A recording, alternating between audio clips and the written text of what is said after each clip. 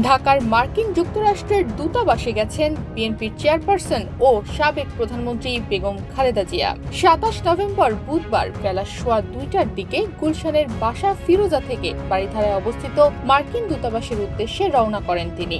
পরে ২:২২ দূতাবাসে পৌঁছান খালেদা জিয়া।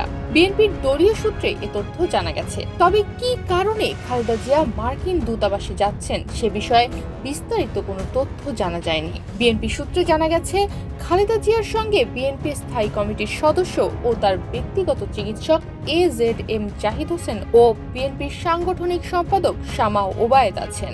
এদিকে বিএনপির এই চেয়ারপারসন দীর্ঘদিন ধরে চলা দুই আলোচিত মামলা, জিয়া চ্যারিটেবল ট্রাস্ট দুর্নীতি মামলা ও বড়পুকুরিয়া কয়লা খনি সংক্রান্ত মামলা থেকে মুক্তি পেয়েছেন।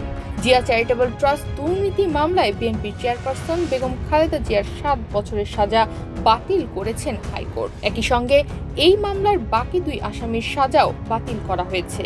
এছাড়া ঢাকার বিশেষ জজ আদালত ৩-এর বিচারক আবু তাহেরের আদালত দিনাজপুরের বড়পুকুরিয়া কয়লা খনি দুর্নীতি মামলায় বিএনপির চেয়ারপারসন ও সাবেক প্রধানমন্ত্রী বেগম খালেদা জিয়া সহ ৩ জনকে অব্যাহতি দেন। তনিমা রহমান, বাংলাদেশ প্রতিদিন।